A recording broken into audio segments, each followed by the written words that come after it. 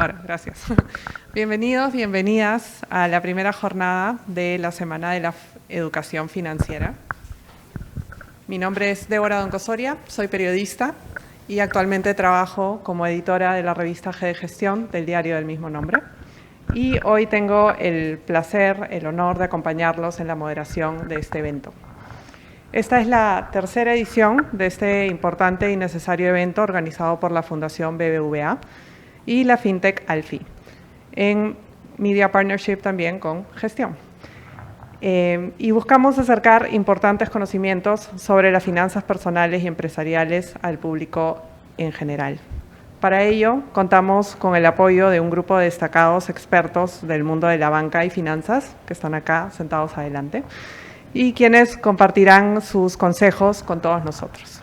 Este año, además, inauguramos la actividad en el marco del 50º aniversario de la Fundación BBVA en el Perú, una institución que trabaja por promover la cultura y la educación en el país y que tiene, evidentemente, entre sus pilares la educación financiera.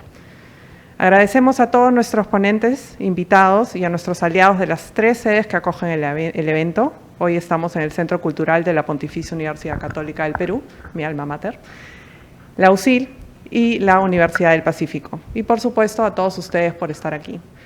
Este es un evento para educarnos y cualquier evento que lleve el rótulo educación es una inversión para ustedes, así que estoy seguro que van a poder sacar algo provechoso de este evento.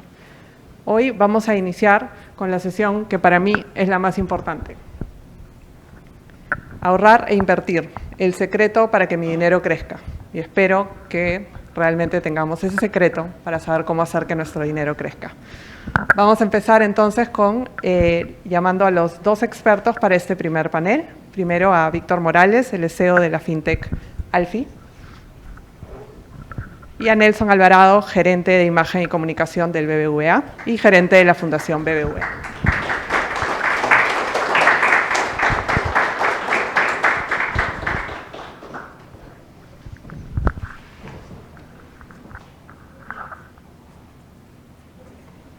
Hola, buenas tardes.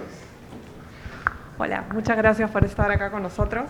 Van a haber preguntas del público, así que vayan escuchando con atención y preparando sus preguntas para cuando avancemos en esta conversación. Yo quería empezar preguntándole a Víctor, ¿qué es educación financiera? Muchas personas creen que la educación financiera probablemente solo sirve cuando uno es inversionista o cuando uno es empresario, pero realmente creo que es, pero corrígeme si me equivoco, que es algo que todos necesitamos saber en diferentes puntos de nuestra vida. Cuando vamos a comprar algo, cuando vamos a de repente casarnos, si necesitamos hacer alguna decisión importante. Entonces, explícanos, porfa, qué cosa es educación financiera y por qué es importante que todos sepamos eso. En un contexto donde me parece el Perú es uno de los países con mayor analfabetización financiera. Sí, muchas gracias por la invitación, por esto y a todos por poder asistir, aunque están presencial y virtual. Y sí, de hecho el concepto es clave, educación financiera. Muchas veces se toma como un concepto muy de marketing. Exacto. Ahora sí. Muchas gracias nuevamente a todos los que están aquí acompañándonos, a los que están online. Y sí, nuevamente justo el tema de educación financiera es un tema que ha sido tomado mucho desde el punto de vista de marketing, pero educación financiera justo no se ha escuchado el tema de qué es. Y no es como tradicionalmente conocemos la educación, sino la educación financiera es un concepto que marca la OCDE, la CAF, que es un proceso que empieza con los contenidos básicos de educación financiera, eso se llama alfabetización financiera. Luego sigue con el modelamiento conductual, que es tomar buenas decisiones financieras. Ya con el conocimiento previo puedo saber qué es bueno, qué es malo, y sobre eso discernir. Y luego con la inclusión financiera, que es ya comprar un producto financiero que con todo lo previo sé que me va a servir. Entonces todo ese proceso se llama educación financiera. Entonces es importante justamente tenerlo presente porque vivimos en un sistema que es un sistema financiero en el cual estamos inmersos desde que nacemos, hasta antes, y es importante justo saber cómo jugar este juego para ganar. Entonces eso es súper importante, y en el Perú justamente tenemos este déficit, cerca del 80% marcado a la OCDE es considerado analfabeto financiero, por desconocimiento básico de los instrumentos que le brinda el mercado. Cuando dices que estamos inmersos en este sistema financiero y que el objetivo es ganar, ¿te refieres a que llegar a tener bienestar? Sí, ese es el objetivo. El objetivo del proceso de educación financiera es ganar, que es tener bienestar financiero, cumplir mis metas, poder usar los instrumentos del sistema a mi favor para lograr mis objetivos y ser feliz, que es el objetivo del bienestar financiero. Genial. Y antes de pasar con Nelson para saber cuál es la visión del BBVA sobre la inclusión financiera y la educación financiera, ¿cómo nos podemos educar financieramente? Alfie es una opción, pero ¿qué otros mecanismos podría tener el público acá, por ejemplo, para dejar de ser analfabetos financieros? Sí, existen diversos, justo comentábamos que la información está ya en el Internet, tenemos muchas fuentes de hecho de mucha calidad para informarnos y bueno, buscar justamente fuentes certificadas, tanto educativas, que certifiquen temas de educación financiera. Los bancos están dando igual mucha información, pero también algunas páginas que nos puedan dar los contenidos base, ¿no? La educación financiera es algo transversal, es muy similar en todos los países de Latinoamérica, así que hay un mundo hispano, fuera de Perú también, que nos puede dar alternativas de educación financiera. Perfecto. Nelson, entonces cuéntanos cuál es la visión que tiene el BBVA sobre la inclusión financiera. Sí, gracias, Débora. No quisiera repetir un poco los conceptos que ha señalado Víctor, pero yo creo que todas las personas que están siguiendo la charla van a coincidir en que el dinero es una de las fuentes de estrés más grandes que tenemos en la vida y en todo momento, ¿no? Desde BBVA trabajamos obviamente con el dinero de las personas y sabemos que es fundamental que estas personas estén bien educadas financieramente. La educación financiera en realidad no tiene edad. Uno la puede practicar en la casa, en la escuela, en el colegio, en la universidad.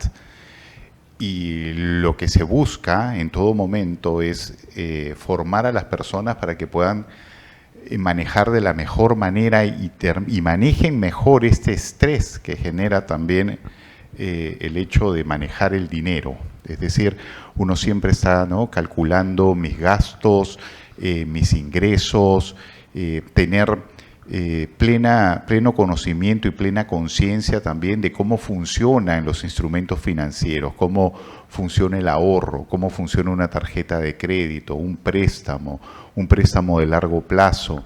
Eso para nosotros es fundamental y muy importante. Y como BBVA hemos desarrollado campañas y programas de educación financiera muy ambiciosos. Incluso con Alfie tenemos también un programa de educación financiera dirigido a personas y a pymes para que a través también de los canales digitales las personas se vayan formando, ¿no? Y las personas vayan entendiendo esta relación con el dinero y que el dinero en realidad, más que un enemigo, es un amigo, si es que sabemos manejarlo bien.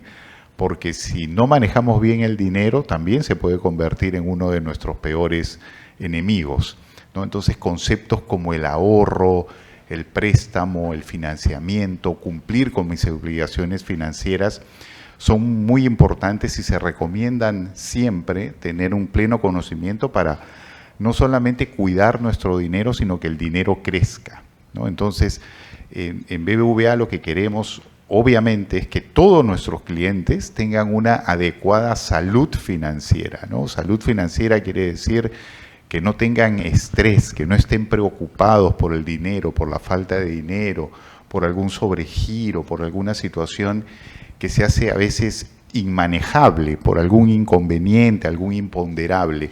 Entonces se insiste mucho con temas de ahorro, de un comportamiento financiero responsable y de tener pleno conocimiento de los productos financieros. En ese sentido también han habido muchas campañas, seguramente muchos de ustedes han contratado también productos financieros y han visto que a veces hay que firmar, o antes había que firmar unos contratos pues de 60 páginas que te decían, oye, para leer el contrato había que tomarse un día, ¿no? Para ir firmando todas las cláusulas. Lo que se busca en todo momento también es simplificar esa información y que las personas que trabajan en los bancos puedan dar información precisa en una sola hoja. Nosotros la llamamos fichas TCR, ¿no? Transparentes, claras y responsables, donde se les explique con mucha claridad en qué consiste el compromiso financiero que uno está adquiriendo al acceder a un préstamo o a un financiamiento. Genial, y cualquiera de los dos que nos pueda ayudar a entender cuáles son estos conceptos básicos como el ahorro o la inversión, ¿cómo los definirían para poder entenderlos y partir desde ahí? Gracias. De hecho, bueno, partiendo justo de la base, el ahorro es la parte más importante para construir nuestra vida futuro. Es básicamente entender que los ingresos que nos van a llegar cada mes, algo deberíamos destinar para guardarlo a futuro. La segunda parte y la más importante del esquema del ahorro es la inversión. Y eso es ya usar ese dinero para construir algún ejercicio que nos dé una rentabilidad, que puede ser inversiones en productos financieros o un negocio inclusive, dependiendo del nivel de riesgo que quiera tomar, que ya de hecho se explicará aún de una mejor forma. Entonces, la parte más importante es saber cuánto dinero puedo destinar, ya sea poco, mínimo, ya sea 10 soles, ya sea 100 soles, lo que pueda guardarlo mes a mes como un hábito. Ahí hablamos de la parte conductual, la parte de crear hábitos. Y para saberlo necesito crear un instrumento que es un presupuesto. Entonces, ahí la importancia del presupuesto, para poder ordenarnos, ya sea en Excel o ya sea en Alfie, ojalá mejor, pero pueden construir su presupuesto y destinar una parte de eso, aunque sea mínimo, aunque sea un sol, ya vamos a un extremo. Pero creemos un hábito, una conducta que nos permita luego ir incrementando, dándonos gusto de que tenemos algo sobre qué cubrirnos, sobre qué cubrir una emergencia. Y luego cuando llevemos ese poco a un producto de inversión, vamos a ver rentabilidades, lo vamos a ver crecer, se va a convertir en un hijo nuestra inversión, que después, de hecho, nos va a ayudar para construir nuestros objetivos, metas como comprar un auto, construir un departamento, hacer un negocio. Eso es lo que deberíamos apuntar. Entonces, lo primero, tener un presupuesto, definir nuestro perfil de riesgo también. ¿Hay alguna recomendación de cuánto deberíamos destinar de nuestro presupuesto al ahorro?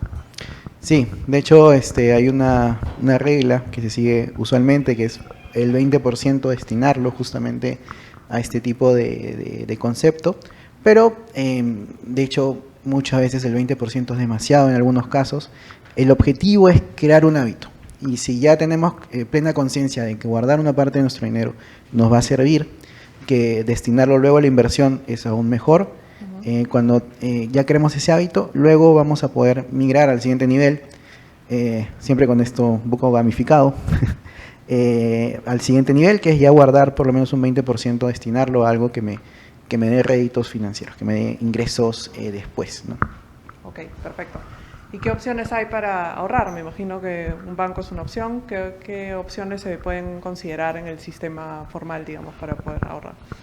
Sí, hay efectivamente muchas alternativas de ahorro en realidad en el sistema financiero, pero sí me gustaría, es decir, ahorro, hay todo tipo de ahorro para invertir, fondos mutuos, una cuenta de ahorro simple, una cuenta de ahorro simplificada, pero sí es importante, me parece lo que ha comentado Víctor, en el sentido de desarrollar el hábito.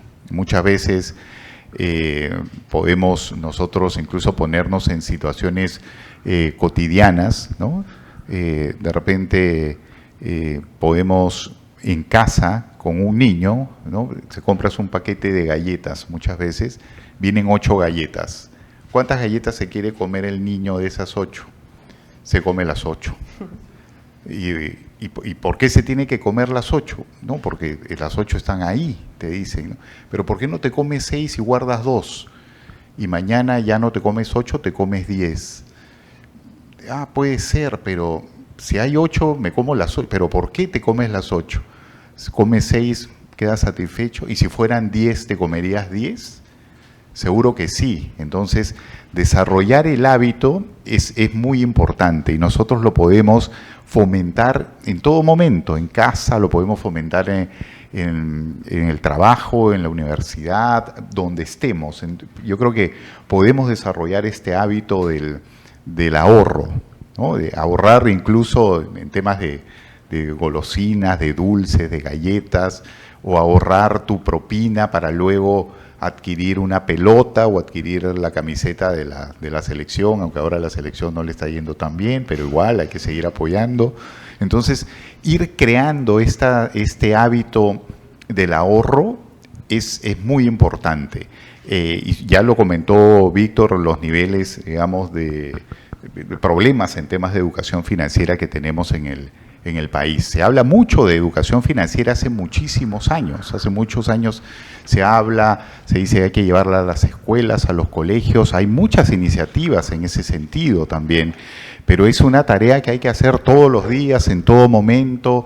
Por eso estamos también aquí reunidos en esta Semana de la Educación Financiera, para insistir sobre estos conceptos e insistir sobre la necesidad de desarrollar el hábito del ahorro. Y en eso también queremos nosotros como institución financiera apoyar y ayudar. Y a través del entendimiento del perfil crediticio, del perfil de cada persona, se recomienda alguna herramienta o alguna cuenta de ahorro que le permita ir cumpliendo sus metas, cumpliendo a lo que uno aspira cuando ahorra, ¿no? El tema, por ejemplo, de la pandemia del COVID-19 también nos expuso a una situación en la que, frente a un imponderable tan grande y tan terrible como una pandemia, mucha gente no tenía más protección que su salario que recibía a fin de mes. Es decir, no tenía ningún fondo que lo pudiera ayudar a afrontar lo que venía.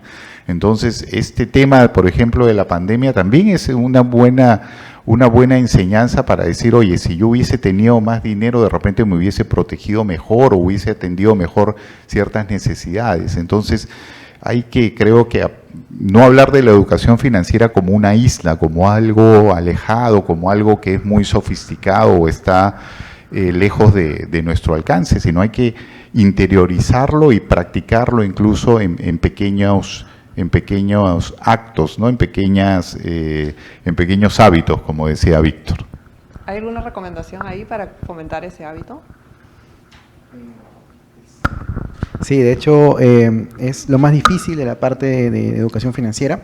Como decíamos en un inicio, no basta con ser consciente de qué es un presupuesto, qué son metas, qué es ahorrar, qué es la inflación, qué es la tasa de interés, sino la parte conductual. Es una parte muy importante de la educación financiera dentro de la base. Y de hecho se crean los hábitos con pequeñas cosas, ¿no? Con pequeños estímulos. De hecho, como decía, si no tengo el hábito para nada, si no lo tengo en la cabeza, a lo mejor ir guardando de sol en sol es algo más interesante, y hacerlo tangible. A lo mejor sacar el dinero y ir guardándolo y luego ya depositarlo. Es mejor, porque a veces el tema intangible del dinero se hace más difícil. De no verlo. Claro, si no lo ves. De hecho, hay un estudio que dice que a los chicos, cómo se brinda educación financiera a los niños, y es que a partir de los 13 años recién se crea la concepción del tema abstracto. Entonces, los niños, la educación financiera para niños debería ser solo hábitos, para crear este hábito que a lo mejor ninguno de nosotros o la gran mayoría no ha creado desde chico, de guardar el dinero en una alcancía. Debería darse hasta esa edad, y luego ya comprender el tema de lo abstracto del dinero. Entonces, ir guardando de sol en sol, crear en pequeñas metas, es lo que nos lleva a justamente a después ya tenerlo como un dogma de vida, y ir guardando, y sentirme mal si no he guardado, sentirme mal si no tengo un portafolio de inversiones. Ya se va justo sofisticando eso, y nos va a dar, de hecho, estímulos positivos después, ¿no?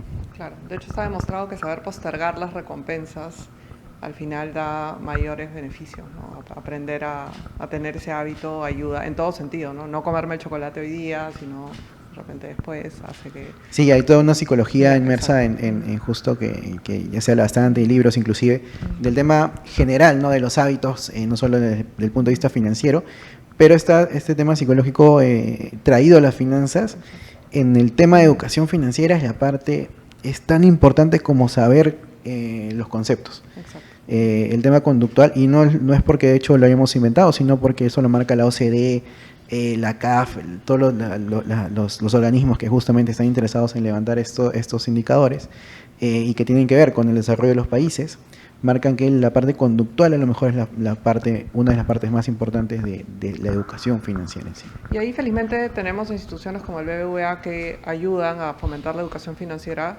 pero también sería el rol de las universidades o de más empresas. ¿Qué falta para que el país avance un poco más en ese sentido? Sí, de hecho, lo bueno es que justamente actores como BBVA toman la posta y mueven justo los demás actores que tienen que ver justamente con esto. Hay una política de educación financiera que es muy similar en varios países de la región y tiene que ver justamente con el principal responsable, es el Estado, con los organismos correspondientes, inclusive el Ministerio de Economía, Educación y demás. La academia y también las empresas financieras. Entonces hay ciertas acciones que se marcan, una de ellas es la Semana de Educación Financiera, que de hecho en México ya tiene algunas tantas ediciones, en países miembros de la OCDE igual, Colombia, Chile, y de hecho acá justo en el Perú se toma la posta para poder mover justo a los actores y hemos tenido la suerte también de involucrar actores tan importantes académicos en el Perú como la Universidad Católica, la Universidad del Pacífico, la Universidad UCIL, que se suman ahora en esta tercera edición para poder justamente dar el aporte académico junto con los expertos, de hecho, de primer nivel que tenemos ahora y vamos a tener para poder justo dar estos conceptos financieros. Genial. Pero ahorita estamos en una coyuntura complicada, ¿no? No necesariamente se puede ahorrar. ¿Cómo se maneja el tema del ahorro de la inversión en una situación complicada como la que estamos viviendo como país? Sí, de hecho hay toda una filosofía de hecho de ahorro en tiempos difíciles. La idea justamente es ir a la unidad familiar, que es la familia, la unidad de toda sociedad, que es la familia, y hay de hecho estructurar los diversos ingresos de la familia y poder ver a la familia como un único ente de ahorro. Hay que de hecho centrarnos en la unidad familiar para poder construir productos de ahorro y poder estimular esto. Y como decía, aunque sea de a pocos, si tenemos, de hecho, no pensar a lo mejor tanto en gastos en exceso, sino de hecho guardar pan para mayos.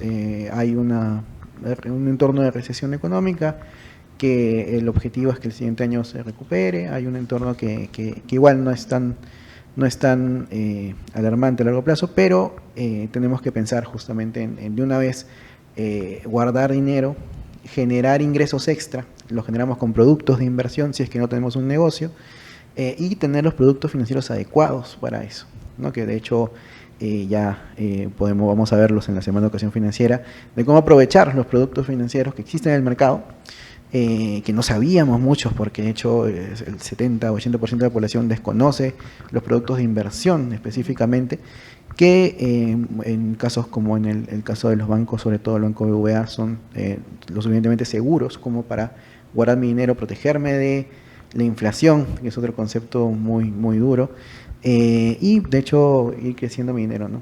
Siempre hay que acordarnos que el dinero que no movemos, dinero que pierde su valor por la inflación está siendo a lo mejor para nosotros cada vez más dura, a lo mejor no tan dura como en otros países, pero igual está siendo dura. El dinero que tenemos estancado va a perder su valor. Tenemos que pensar en productos de inversión que nos cubran por lo menos de eso, y eso ya de esta semana justo vamos a ver mucho de ese tema. Genial. ¿Alguna recomendación en tiempos de recesión, de inflación, cómo manejar nuestro dinero? Sí, es una situación obviamente compleja y una situación que hemos vivido también en la época de pandemia.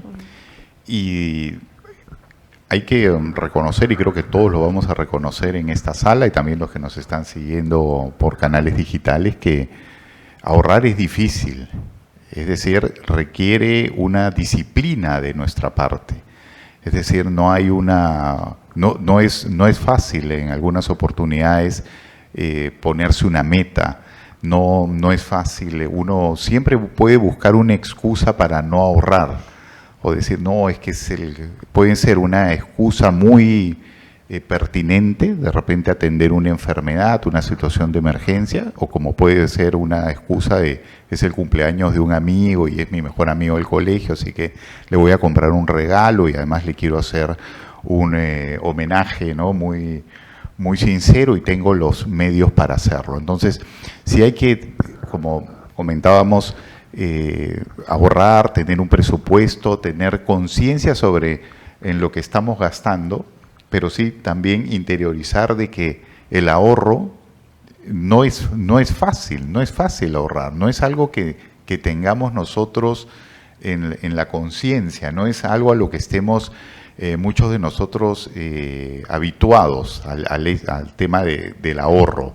Siempre hay una excusa para gastar un poquito más, y si tengo un poquito más de dinero, bueno, me doy un gustito, salgo un día más de los que debería de salir o compro algo más de lo que debería de comprar, ¿no? Y hay también muchos modelos que vemos y que incluso a través en su momento de la televisión, en fin, se han hecho comunes, ¿no? Todos dicen, oye, no, que tengo un tío que es tacaño, que tengo un amigo que es mano abierta, que tengo una persona que no paga sus deudas, ¿no? La mamá te dice, oye, no le vayas a prestar a tu primo porque ese nunca devuelve y siempre se queda con todo. Ese tipo de actitudes que son comunes y que nos causan gracia, también se ven reflejadas luego en nuestro comportamiento financiero, en nuestro comportamiento con el dinero, ¿no? Porque está reflejando un poco el comportamiento que tenemos de cómo nos relacionamos con el dinero. Entonces, sí hay que tomar conciencia, saber que no es fácil ahorrar, entonces el cambio de hábito toma tiempo, pero creo que instituciones como las nuestras lo que estamos haciendo es fomentar estos hábitos, dando facilidades. Tenemos los canales digitales que también son un reto hoy para la mayoría de personas, ¿no? Para todos. Tenemos que educarnos también digitalmente, porque ahora los canales digitales nos permiten automáticamente hacer presupuestos, tener metas, ahorrar, disponer que un dinero vaya a una cuenta, de otro a otro. Todo eso nos ayuda. Ya las aplicaciones, no solamente de BBVA, sino de todos los bancos en realidad, nos ayudan a ahorrar. Hay cada vez más facilidades. Antes uno llevaba su cuaderno cuadriculado y ahí iba apuntando cada uno de sus gastos, luego surgió el Excel, ahora ya uno lo puede hacer fácilmente en su teléfono a través del app de un banco. Sin embargo, seguimos igual gastando más de lo que debemos, sin ahorrar, con problemas financieros. No es el mecanismo, no es el cuaderno, el Excel, el app, es nuestro propio comportamiento. Y así que simplemente fomentar siempre el hábito, tomar conciencia de la importancia del hábito del ahorro, en principio, esa sería mi recomendación. Genial, no es fácil, pero al final vale la pena. ¿Y para invertir? ¿Qué recomendaciones hay para ahí? ¿En qué consiste? ¿Qué mecanismos hay? ¿Qué opciones? Sí. De hecho, igual, para no andar mucho, de hecho acá tenemos a uno de los mejores especialistas en inversión del Perú para hablar más al largo de eso, ahí con el señor Alejandro Basso. Pero específicamente tenemos productos más seguros, como fondos mutuos, productos de inversión que tiene la banca tradicional específicamente para poder brindarnos alguna rentabilidad. Hay que ser conscientes en el momento de buscar un producto de inversión de cuál es el riesgo de este producto. Cuando un banco lo ofrece, el riesgo es muy bajo. Hay una tranquilidad si el banco tiene todos los argumentos necesarios de saber que ese banco no va a desaparecer. Entonces la inversión que voy a hacer en el producto financiero que me ofrece ese banco va a estar ahí. Y luego tengo que ver cuál es la inflación. Si la inflación es 5%, 6%, 7%, 8%, tengo que buscar un producto de inversión que por lo menos me cubra esa inflación. Entonces, una vez que encontré un producto de 5, 6, 7, 8%, ya sé que estoy tas con tas, mi dinero no va a perder valor. Si invierto $100, voy a tener 108 al final del año. Pero eso, como me he cubierto la inflación, al final voy a estar a par. Entonces, buscar un producto que me cubra primero la inflación y luego me dé algo más es importante. Los bancos, de hecho, tienen ese tipo de productos. Y de ahí en más hay otros tipos de inversiones, como es emprender en un negocio, o invertir directamente en un negocio ya hecho. Es importante. Y luego tenemos un mundo de productos financieros más sofisticados que tenemos a disposición, que nos pueden dar algunas rentabilidades más importantes, ya pasando justo los 10, 20, 30%, que pueden obviamente darme una satisfacción más grande. Pero siempre es importante ir por lo inicial, buscar un producto seguro. Los productos seguros, ¿cómo detectamos el producto seguro? Como lo comentaba, sabiendo que al que le doy mi plata, mañana no va a desaparecer. Entonces, ¿qué mayor seguridad que un banco que tenga, obviamente, que sea reconocido en el mercado, para saber que ese dinero va a estar seguro y que me va a dar una rentabilidad al final mínima para poder yo cubrirme? Y luego ya podemos buscar otro tipo de seguros, de productos. Hay un término que es el portafolio de inversiones. De todo nuestro dinero que tenemos para invertir, hay que buscar niveles de riesgo. Si vamos a invertir si queremos una rentabilidad muy grande, seguro de riesgo va a ser muy grande, no pongamos todo nuestro dinero ahí, sino pongamos una parte del dinero en algún producto que me cubra la inflación, luego otra parte que ya sea para aventurarnos en alguna inversión más grande y por ahí construirnos. Cubrirnos siempre es importante, más aún en estas coyunturas, así que eso va a depender mucho justamente de mi perfil de riesgo, cuánto estoy dispuesto a perder para lo que quiero ganar. Cuál es mi perfil financiero en inversiones, es muy importante, y eso es lo que tenemos que hacer. Es importante invertir. De hecho, en el Perú tenemos una parte de consumo que igual es buena, una parte de entendimiento, a lo mejor del ahorro, pero la inversión es casi tan importante como ambas. E invertir es cubrirnos, como decía, hacer crecer nuestro dinero, progresar. Es invertir. Entonces no es algo del otro mundo, es algo normal, que en otros mercados que han crecido ha sido gracias a que se ha cultivado esta cultura, si va a pagar la redundancia, de inversión, y tenemos que, de hecho, quitarnos un poco el estigma de que es algo muy sofisticado, es algo para gente con mucho dinero. Es algo que todos podemos hacer, que hay productos, como decía, al alcance de la mano, que nos pueden ayudar, que a lo mejor no son tan rentables, pero sí son muy seguros, y por ahí podemos empezar para, de hecho, no dejar nuestro dinero sin moverse. El dinero que no se mueve es dinero que se pierde. Entonces, tengamos eso, que el ahorro y la inversión son hermanos, y de hecho no puede haber un ahorro a largo plazo sostenible sin que esté moviéndose, sin que sea inversión. Entonces, es igual destinar un porcentaje al ahorro y dejarlo ahorrado, pero destinar otra parte que no necesitemos, obviamente, en el inmediato plazo, a la inversión. Sí, yo soy ya más agresivo. Ok, dale. Pero sí, de hecho, si vamos a iniciar, la idea es, en tiempos difíciles, el efectivo es muy importante. Tener dinero, justamente como dicen, guardado, es importante. Mantener ahorros a corto plazo, mediano plazo es importante, pero también invertir en productos, a lo mejor con un riesgo mínimo, que puede ser un fondo mutuo. Y si ya quiero arriesgarme más, a lo mejor cierta parte de ese dinero que tengo a disposición, invertirlo en un producto financiero que me dé más. Y ustedes van a ver, cuando un producto financiero me da más de la inflación, es porque es un producto financiero un poco más riesgoso. Entonces, mientras más rentabilidad quiera, más ingresos quiera de ese dinero, más riesgo va a tener. Es una ley de la vida, casi se quiere. Pero, y es por eso que el mercado funciona así. Y es importante destinar, si estoy empezando, destinar no todo mi dinero a esa inversión no tan segura, sino alguna parte que puede ser inclusive un negocio propio. Mantener igual dinero guardado, en a lo mejor fondos mutuos, que es lo inicial, y luego ya una sofisticación más grande de rentabilidad. Perfecto. ¿Algún consejo más en la inversión? Sí, yo creo que en el tema de la inversión y algo que vemos mucho, por ejemplo, en las entidades financieras es que a veces las personas tienen miedo de preguntar. Es decir, nosotros consideramos que en los bancos hay expertos financieros que pueden conocer su situación financiera. A veces uno viene y dice, oye, yo quiero abrir un fondo mutuo o quiero abrir un depósito a plazo de 6 meses con este dinero, pero el experto financiero está ahí para asesorarlos y guiarlos en el tema.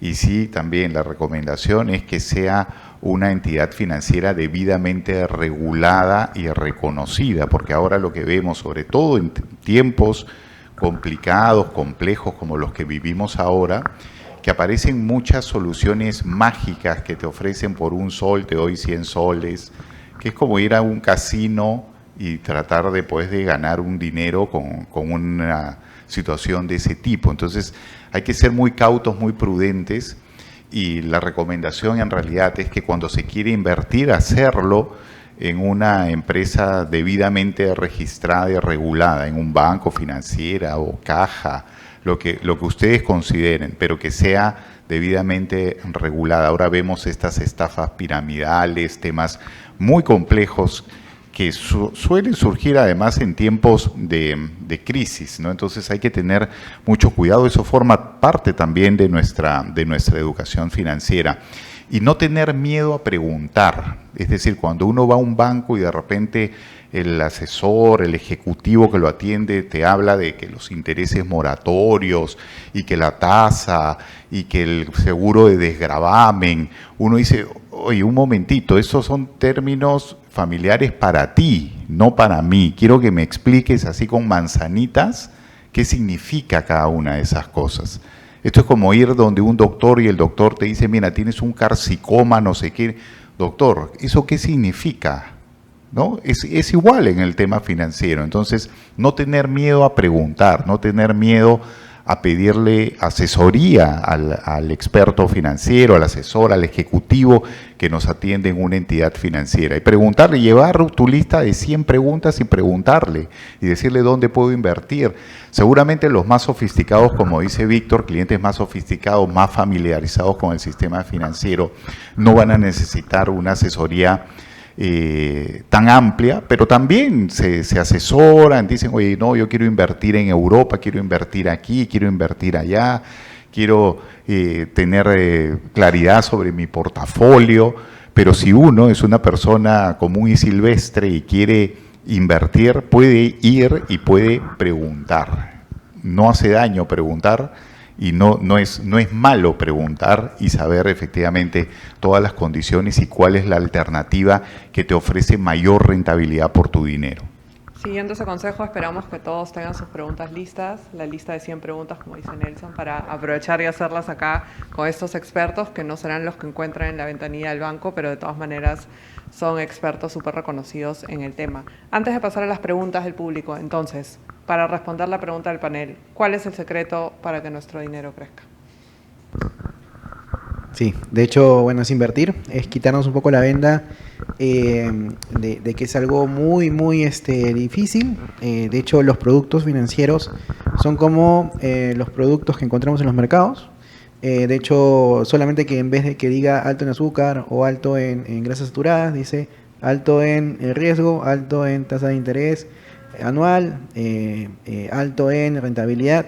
Entonces, tratar de distinguir justamente qué es, o sacarnos un poco esto que tenemos de que es muy difícil, verlo como algo más cotidiano, ver que los productos financieros nos van a dar una satisfacción, nos van a dar los de inversión una rentabilidad, que es como cuando compro unas galletas y me da una satisfacción. Los productos de inversión nos pueden dar una satisfacción, una rentabilidad. Entonces, entender el mercado financiero como el mercado de frutas o verduras. Hay productos, hay gente que los vende, y esos productos, dependiendo de nuestro perfil, los que no hace bien o mal, teniendo ya las bases de la educación financiera, vamos a poder adquirirlos, y es verlo ya más tradicional. Vivimos en un sistema financiero, todo el mundo está inmerso en este sistema, y ya verlo como algo más tradicional, enfocarnos más en las características que son estas financieras que hablamos: rentabilidad, riesgo, tasa de interés, saber que la inflación nos golpea siempre, y hay que cubrirnos y de hecho eso es, poder ser conscientes, verlo como algo fácil y preguntar, siempre preguntar a de hecho los agentes de banca, a todos los actores que estén inmersos en si algo no entendemos. Así es, y bueno, respondiendo a la pregunta, lo primero que debemos hacer es cuidar nuestro dinero, ¿no? Saber que nuestro dinero es muy valioso, como lo decía al inicio, es una fuente de estrés muchas veces, entonces hay que cuidarlo y a partir de cuidarlo nos vamos a ir informando, educando, preguntando, como digo, ir viendo qué alternativas me van a permitir que ese dinero crezca, mucho o poco en un principio, ¿no? Seguramente va a ser poco, uno dice siempre, oye, no, me pagan muy poco, prefiero de repente hacer un negocio o hay un amigo o una junta o me voy al casino, quiero ganar rápidamente mucho dinero. Eso es muy poco probable que ocurra con instrumentos financieros, pero si uno tiene disciplina, si uno precisa algún tipo de asesoría, tomarla, ir viendo cómo su dinero va creciendo poco a poco, estableciéndose metas también, ¿no? Uno dice, oye, yo quiero comprar o adquirir alguna, imagínense, una propiedad, que es un paso muy importante en la vida. ¿Qué debo hacer para adquirir una propiedad?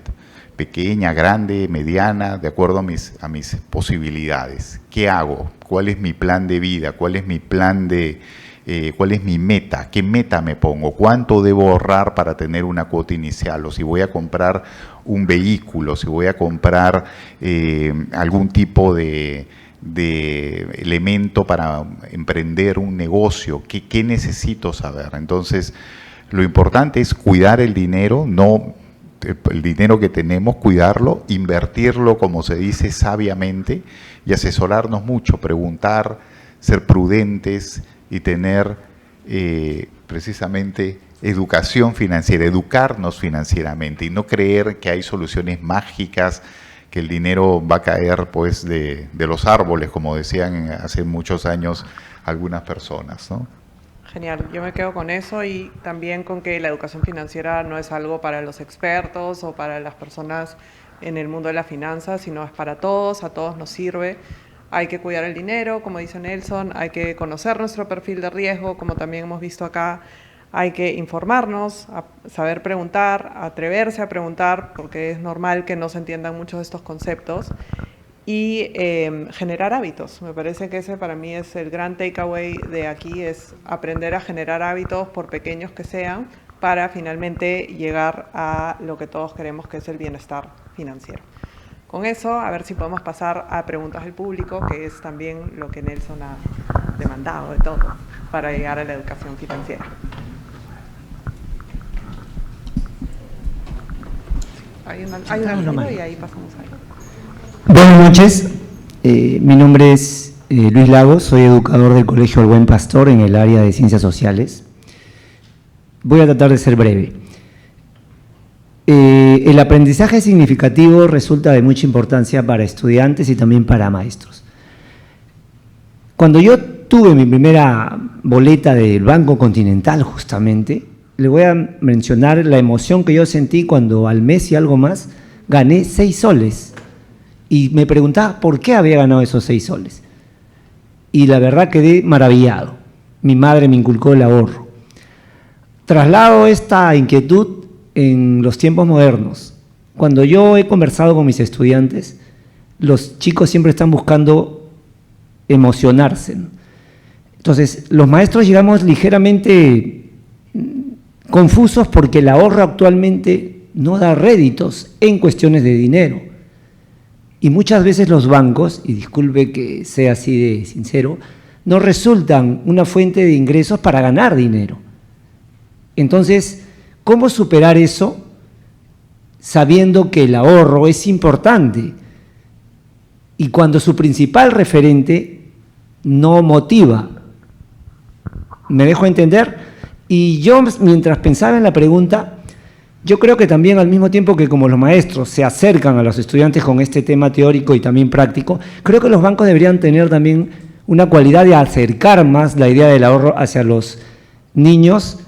No sé, se me ocurre con una tasa de interés especial para niños, crear mecanismos que solamente los niños manejen un dinero en el mercado nacional. Creo que he sido claro, ¿no? Me he dejado entender, ¿verdad? Sí, Luis, efectivamente, claro. Existen varios factores que determinan la tasa de interés. Hoy, por ejemplo, tenemos y hemos tenido, a raíz de esta subida de tasas de la FED en Estados Unidos, la posibilidad de acceder a depósitos a plazo que que en algún momento te han llegado a pagar 9%, 8%, 7% por tu dinero. Es cuestión también de encontrar el producto adecuado, porque muchas veces uno adquiere un producto financiero que sirve para determinada función, pero si uno quiere ahorrar a largo plazo, seguramente vas a tener un interés mayor con el producto adecuado. Por eso es importante tener este asesoramiento, porque hay productos que efectivamente pagan más que otros, hay otros que no pagan tanto, pero que te permiten y te dan una serie también de ventajas. Es decir, si tienes una cuenta sueldo, de repente puedes acceder a descuentos en determinados lugares de entretenimiento, restaurantes, es decir, hay otros beneficios vinculados siempre a los productos financieros, los beneficios están ahí. Y además el ahorro te da un beneficio que muchas veces no se reconoce. Cuando uno tiene el hábito del ahorro, va construyendo, como decía Débora, un historial crediticio. La gente dice, oye Luis, veo que todos los días los bancos se dan cuenta, ¿no? Está ahorrando 100 soles todos los meses, 100. Es una persona que tiene el hábito del ahorro. Entonces, eso te va a permitir con mayor facilidad acceder a préstamos, acceder a facilidades y a mayores beneficios también.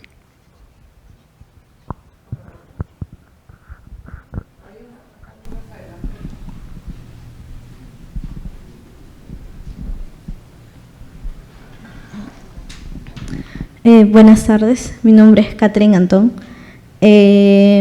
Bueno, soy economista de profesión y mi pregunta va orientada al tema de los bancos, ¿no?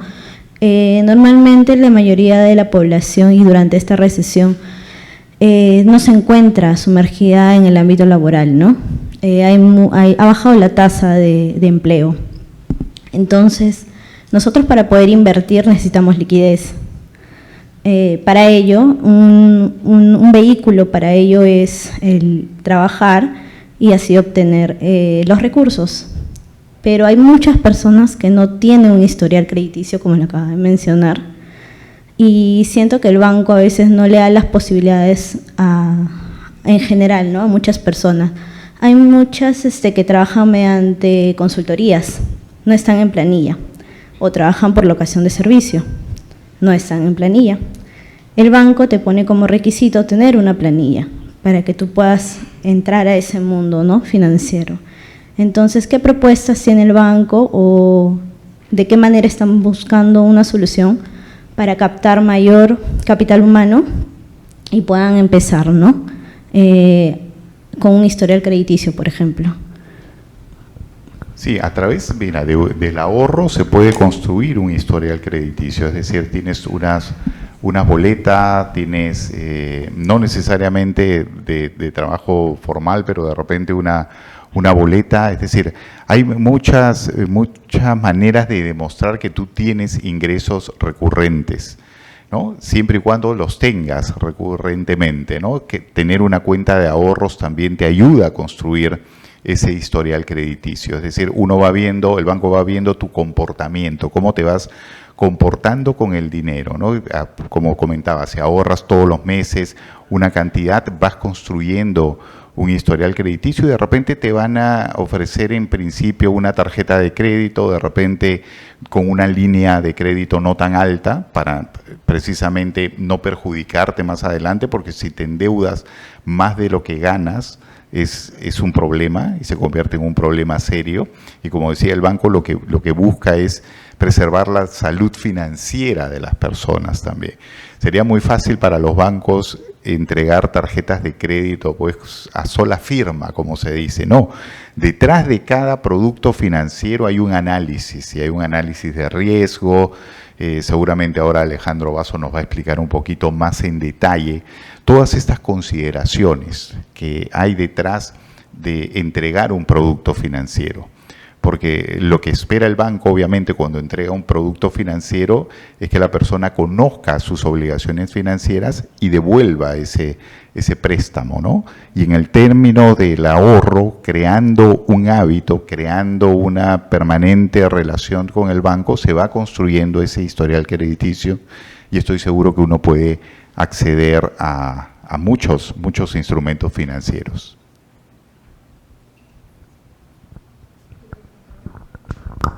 Si quieren, también como para complementar la primera pregunta, justo en Colombia y en México ya hay cuentas para jóvenes y niños. Y es un tema más que nada regulatorio y del Estado poder normar justamente que los bancos puedan dar este tipo de productos. De hecho, hacemos un llamado, no mentira, pero de hecho es un tema más de política estatal, que sería necesario justamente ver esos otros ámbitos donde los mercados están un poco más desarrollados porque están muy en la lupa de organismos internacionales como la OCDE. Y también, de hecho, entender justamente que las cuentas de ahorro tienen un interés que nos pagan, que es mínimo, pero los productos de inversión tienen más. Entonces me pasó algo similar a lo que dijo la primera pregunta, señor. Que yo el 2008, 2009, igual con el banco, tenía una cuenta que de la nada me llegó 300 soles. Y era que en ese año la inversión en el Perú voló por la crisis internacional. Y el Perú fue el país donde más inversión hubo por el tema de materias primas. Llegó mucho dinero y obviamente se ve ese efecto en las cuentas de ahorro también, pero de manera más pequeña. Pero si tuviera tenido una cuenta, un producto de inversión, lo hubiera visto de forma más grande. Entonces hay que entender también los picos de las inversiones internacionales y cómo se mueve aquello. Y buscar productos de inversión también, no solo para complementar. Y de hecho, también ver experiencias extranjeras donde existen cuentas inclusive de ahorro para el futuro. A los niños, inclusive en México, se les está dando productos, unas cuentas que no son cuentas de AFP netamente, sino son una especie de fondos mutuos, pero están ligadas a su futuro, donde inclusive compran sus juegos de PlayStation por internet, y parte de esa compra se va a su cuenta de ahorro para el futuro. Para su jubilación. Entonces esas experiencias hay que traerlas, como bien dicen ahí, y justamente ya están habiendo igual productos que empiezan como productos de cuentas prepagadas, de débito, de que uno puede poner 100, 200 soles y me va generando un historial crediticio. Yo tengo justamente, mi hermano sacó con 300 soles una cuenta de ahorros, una cuenta de crédito que tenía una línea de crédito de 300 soles justamente de lo que él ya había dejado como garantía, y se le fue creando un historial crediticio con ello. Son productos interesantes, pero inclusive hay experiencias internacionales con las que estamos trabajando, donde a través de ganar puntos en educación financiera se te genera un scoring, porque ya sabes educación financiera, tienes hábitos, entonces te puede dar un microproducto y sobre eso ir incentivando. Pero es de hecho algo que hay que trabajar en conjunto con diferentes actores, y de hecho tanto el Estado también tener conciencia de ello. Buenas noches, mi nombre es Gisela Vázquez, soy educadora. Tenemos para el próximo año una valla alta, todos los educadores a nivel nacional tenemos que desarrollar temas de educación financiera, economía, tributación. ¿Hay algún programa o están avisorando algún programa, el BBVA en este caso, para acercarse más a los consumidores del futuro, a nuestros niños, a nuestros jóvenes, ¿no? ¿Por qué solamente mirar los ejemplos como algo lejano de México? ¿Por qué no hacerlos en el Perú? ¿Qué nos faltaría, ¿no? ¿O qué necesitamos para poder lograr esos modelos aquí? Sí, mire, existe una interesante iniciativa del gremio bancario, no solamente de BBVA. Es un programa que se llama Finanzas en mi Cole, Finanzas en mi Colegio. Tiene libros de texto, está muy bien desarrollado también junto al Ministerio de Educación, Y la idea, en este caso del gremio bancario, es precisamente ampliar el alcance de este programa. Ya existe un convenio, como decía, con el Ministerio de Educación. El programa, como digo, se llama Finanzas en mi Cole, no en mi colegio, en mi cole, Finanzas en mi Cole, y es un programa muy, muy exitoso con libros de texto también muy ilustrativos, sobre todo para niños, ¿no? Entonces, ya existe el programa, ya está en marcha, y lo que estamos buscando también desde el mundo financiero es ampliar el alcance de este programa, porque efectivamente de repente en algún momento los bancos nos hemos concentrado mucho en formar financieramente a nuestros propios clientes, que es lo habitual. Son personas que contratan una tarjeta de crédito, tienen un crédito hipotecario, un crédito vehicular, un fondo mutuo, un fondo de inversión. Entonces los educamos financieramente, a nuestros clientes o a personas que ya están bancarizadas, pero sí es muy importante fijarnos también, por supuesto, en los niños para su formación, ¿no? Listo, les agradecemos muchísimo por esta súper ronda de preguntas y respuestas. Gracias, Nelson. Gracias, Víctor. Esperamos Gracias, haber Débora. resuelto sus dudas y vamos a continuar ahora con nuestro siguiente experto.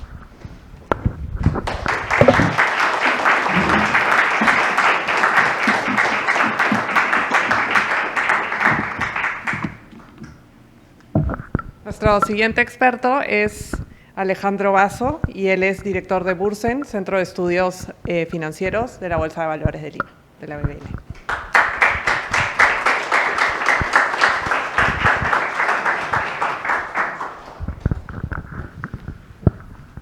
Muchas gracias por estar con nosotros. Queremos seguir ahondando en este tema de la inversión que siento por parte del público que es algo que está calando bastante.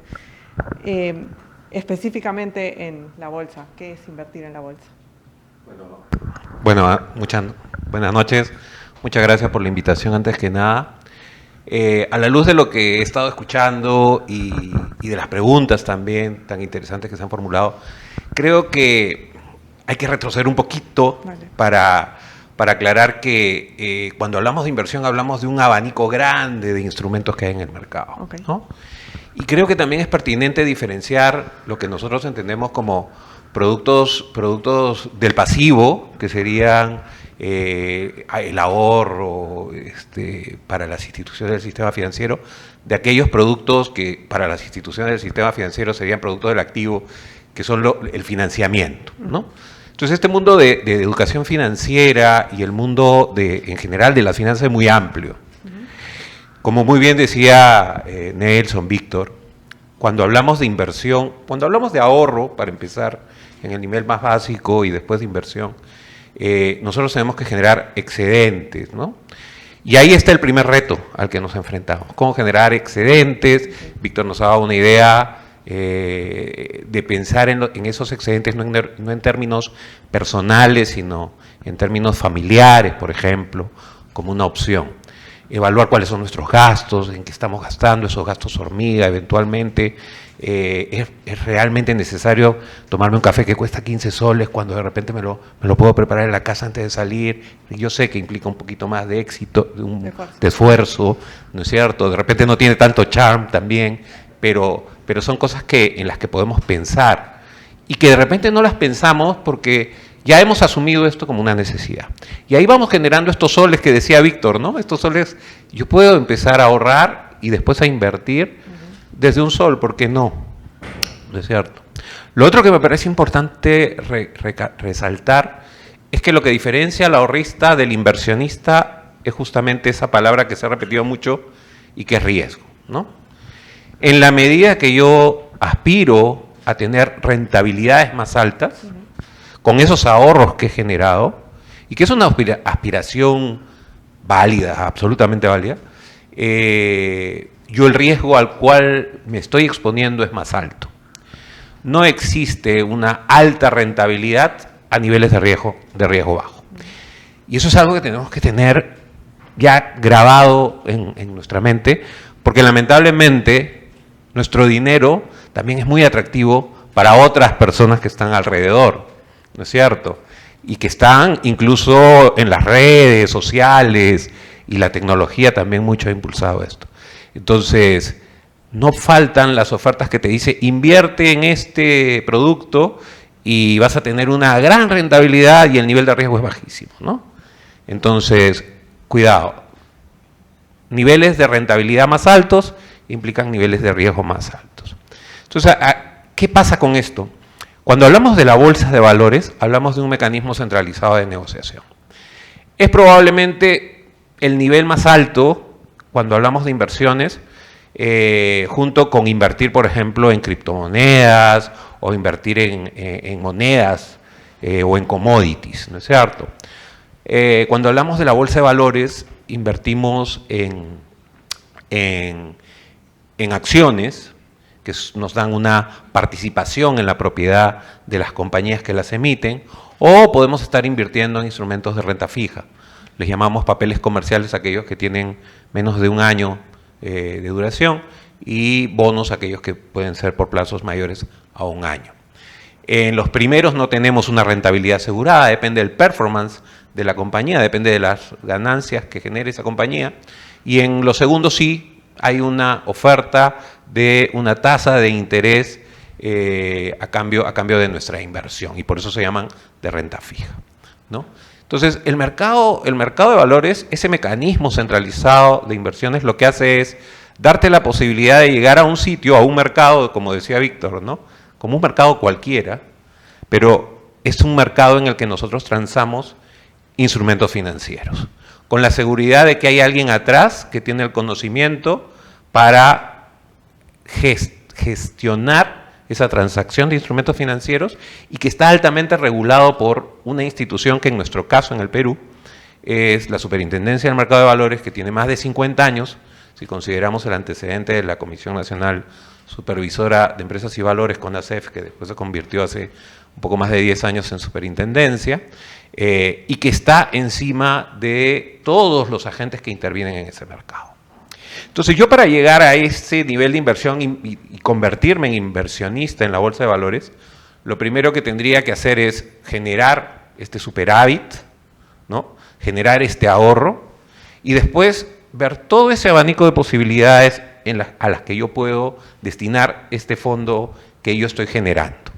Uno puede ser una cuenta de ahorros. De repente yo creo que voy a necesitar ese dinero mañana y voy a tener que ponerlo en una cuenta de ahorros a la vista. ¿Cuál es el rendimiento que esto me va a generar? Por debajo de la inflación. Es decir, en términos reales, probablemente mi dinero esté perdiendo valor de acá a un año. Entonces, yo opto por esa decisión cuando yo necesito en el muy corto plazo ese dinero, ¿no es cierto? Normalmente lo que ocurre es que yo cobro mi sueldo en una cuenta a la vista, y una parte de ese sueldo, como decía Víctor, ojalá el 20%, yo lo destino a otro instrumento de ahorro o de inversión. Uno que sí me asegura una rentabilidad por encima de los niveles de inflación, porque el objetivo es crear valor, ¿no es cierto? Yo no tengo el dinero en un banco o en un instrumento financiero para que pierda valor con el tiempo. Entonces, ese ahorro yo debería pensar en qué me conviene o en qué estoy dispuesto a invertirlo. Y ahí pasamos pues por toda esta gama de productos que pasan por los depósitos a plazo, que tienen ya tasas por encima del índice de inflación, y que ya me están generando una rentabilidad real al final del periodo. Y en el nivel más alto, seguramente pensaré en comprar instrumentos en la bolsa de valores. Las bolsas de valores tienen más de 400 años en el mundo. Ya todo lo bueno y todo lo malo que podía pasar ya pasó.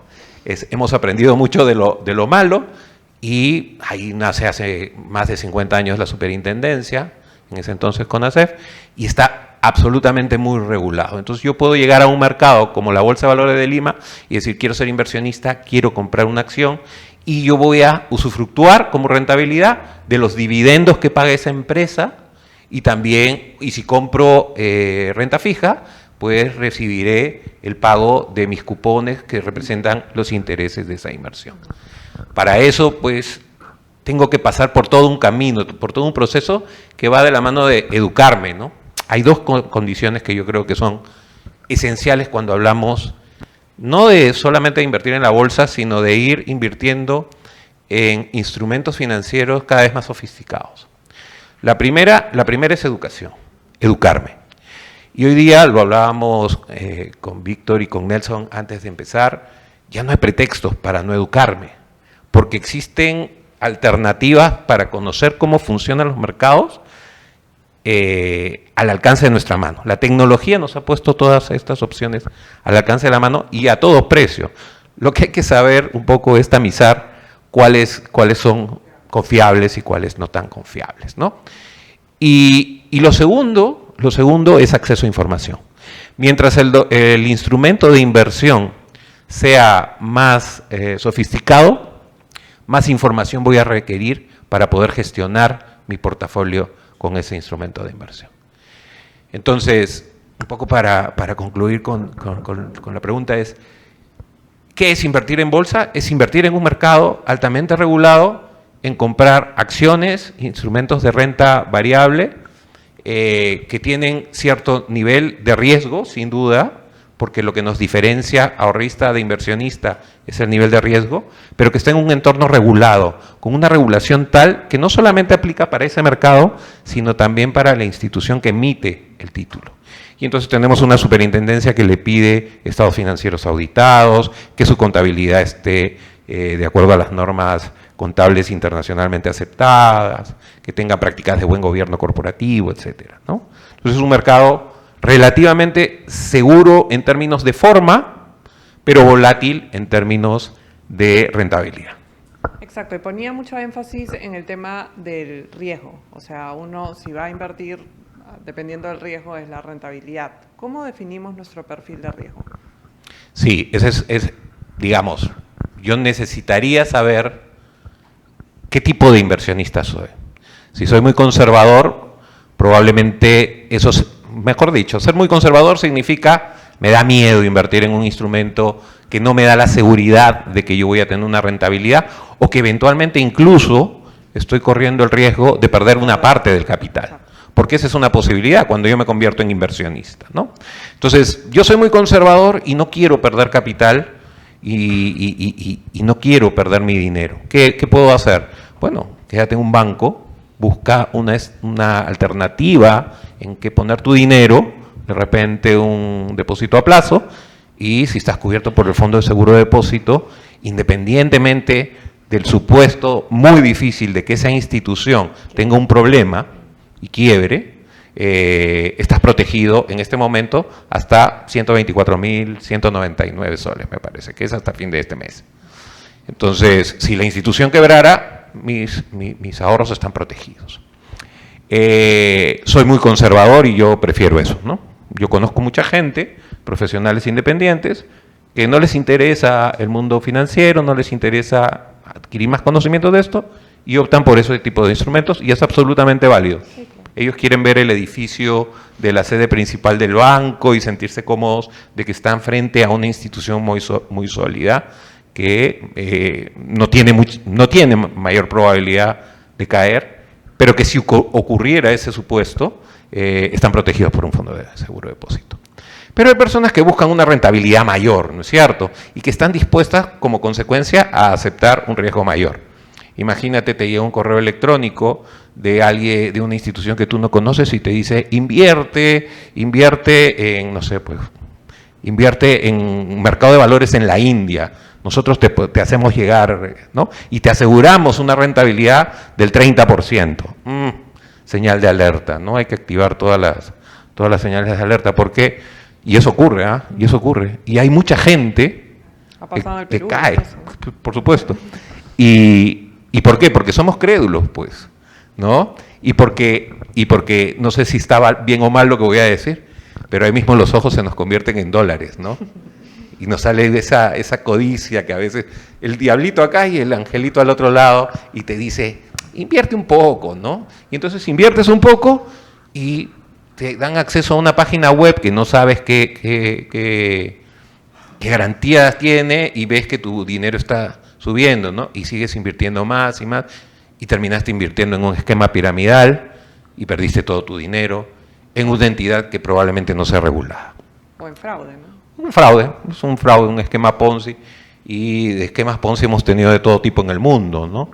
Entonces, tengo que ir educándome para saber, conforme voy escalando en ese nivel de apetito de riesgo, quiero más rentabilidad, pero también quiero estar seguro de que conozco los riesgos en los que me estoy involucrando.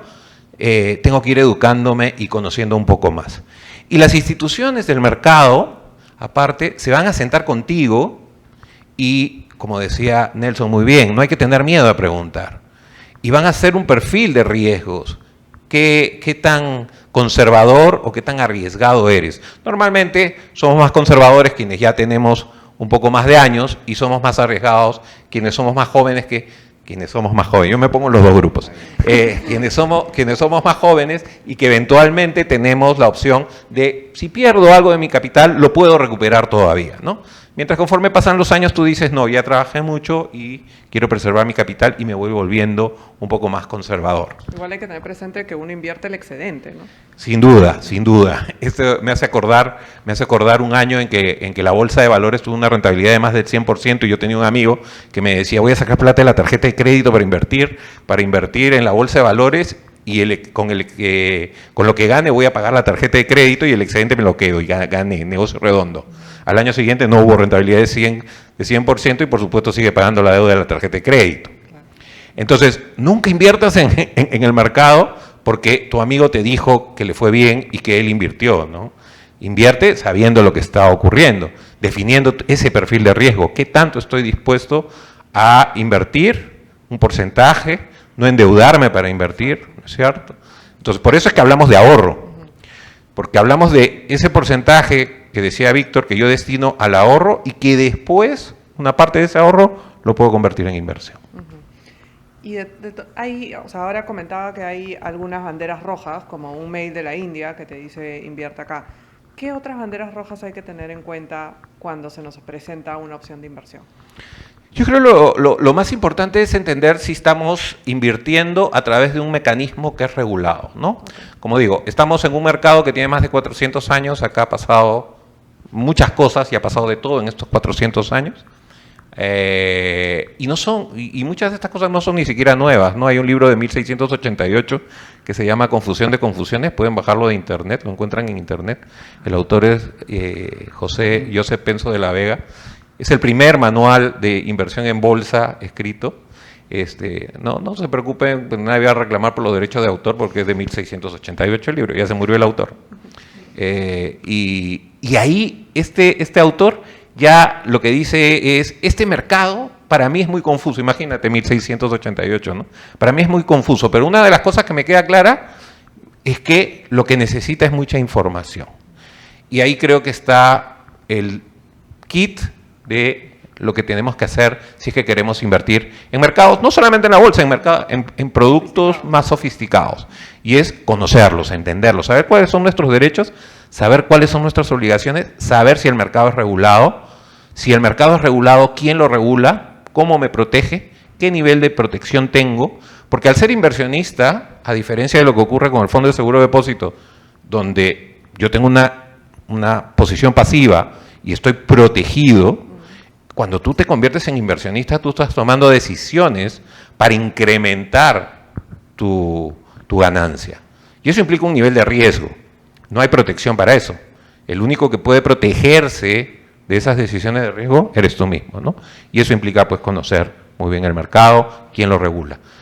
Y en el Perú, por ejemplo, si tú quieres invertir en la Bolsa de Valores de Lima, no puedes tocar la puerta de la Bolsa de Valores de Lima y decir, quiero comprar acciones de tal empresa. Tienes que ir a través de una sociedad agente de bolsa. Autorizada. Que es autorizada. Hay 20 sociedades agente de bolsa en el mercado, autorizadas por la Superintendencia del Mercado de Valores.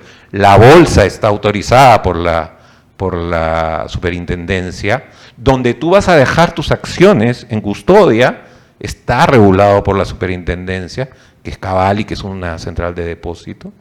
Entonces, todos los actores tienen un nivel alto de regulación. Cuando tú decides invertir a través de una plataforma que te llegó por correo, que no sabes de dónde es y que te dice que va a invertir en acciones de tecnología en India y que te ofrece una rentabilidad de 100%, no tienes esa información. tienes la expectativa de una rentabilidad muy alta, pero tu riesgo es de perder hasta el 100% de tu capital. Y tienes que ser consciente de eso. Ok, perfecto. Entonces definimos nuestro perfil de riesgo, vamos con una institución respaldada, autorizada, y si detectamos que nuestro perfil es, queremos invertir, asumir bastante riesgo y optamos por la bolsa, ¿qué hay que hacer?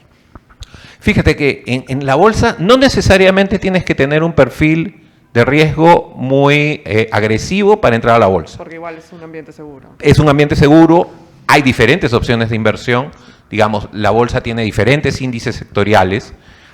Hoy día salía en gestión, en las 3 primeras páginas de gestión, se las recomiendo que lo lean porque es una recomendación que hace Credicorp Capital en qué invertir en la bolsa, y dice, viene el niño, la bolsa, y en realidad las bolsas en general en el mundo, son muy susceptibles, la volatilidad en la bolsa es muy susceptible de lo que ocurre en el mundo y cómo puede impactar la capacidad de crear valor de las empresas, ¿no? Pues finalmente eso es lo que nosotros aspiramos a tener como inversionistas en la bolsa, comprar acciones de una empresa que tiene una proyección de crear mayor valor en el tiempo. Pero si viene el niño en verano del próximo año, la capacidad de crear valor de cierto grupo de empresas se reduce, por tanto el valor de estas acciones se va a reducir. Pero hay otras que no necesariamente, ¿no? Y lo que dice la recomendación en este artículo es, busca esas acciones, refugio, les llama refugio, para estacionarte ahí, por lo menos hasta que pase el fenómeno del niño. Porque la proyección que nosotros tenemos es que el mercado crezca el próximo año. Entonces, ¿cuáles son estos sectores? Energía, por ejemplo. Tú no consumes menos electricidad, aún en tiempos muy volátiles, ¿no es cierto? Entonces, energía, por ejemplo, es un sector refugio. Y no necesito tener un perfil muy agresivo para invertir y comprar acciones del sector energía. Un sector mucho más volátil, de repente que sí requiere pues, que tengas un perfil un poquito más agresivo, sería minería, por ejemplo, ¿no? Y minería, pues que debería ser nuestro sector bandera con altísimo crecimiento, porque tenemos, no sé, cantidad de proyectos por salir, se ve muy impactado pues, por el riesgo político, ¿no es cierto? Por el tema social, el gobierno anunciando que ha encarpetado algunos proyectos, entonces sí, es un buen sector, ha tenido crecimientos históricos importantes, pero acá tengo que ser consciente de que el riesgo es un poco mayor, ¿no? En términos, digamos, de rentabilidad, ese riesgo se ve compensado, ¿no? Históricamente la Bolsa de Valores de Lima ha sido el instrumento más rentable si lo comparamos, por ejemplo, con depósitos a plazo o con fondos mutuos, incluso con los fondos de las AFPs. Pero claro, es para inversionistas que pueden ver la foto en el largo plazo. En teoría, uno invierte en bolsa para el mediano y largo plazo, no para el corto plazo. Y tampoco es para personas que se van a asustar a la primera caída, ¿no? Porque te asustas a la primera caída y sales, realizas tu pérdida y vas a decir, uy, no, yo perdí en la bolsa, entonces no quiero volver a entrar. Normalmente también, si uno revisa los últimos 32 años del comportamiento del índice general, va a ver que en años en que ha habido caída, de estos últimos 32 años, 22 años han sido positivos, 10 años han tenido alguna caída, han sido negativos. Pero inmediatamente después del año negativo uno puede ver un año que recupera. Incluso en el 2008, con la crisis subprime, uno puede ver una caída que casi llega al 58%, me parece que fue, ¿no? Pero puede ver un crecimiento al año siguiente del 101%. Entonces, normalmente el mercado rebota. Pero si no tienes paciencia, te desesperas, dices, uy, no, cayó 50%, mejor me salgo, ¿no? Ya realizo mi pérdida de 50% y después te das cuenta que al año siguiente subió 100 y dices, ahora vuelvo a la bolsa. Pones tu dinero ahí y al año siguiente crece 20 nomás. Entonces, no puedes estar entrando y saliendo. ¿Qué implica esto? Un nivel de análisis. Si tú no tienes tiempo para hacer análisis del mercado, la bolsa no es para ti. ¿No es cierto? Pero hay una buena noticia. Yo igual quiero invertir en bolsa, pero no tengo tiempo para hacer análisis. Bueno, la buena noticia es que puedes invertir en fondos que replican el comportamiento de los índices bursátiles y que están dentro de ese abanico, ¿no? Dentro de ese abanico.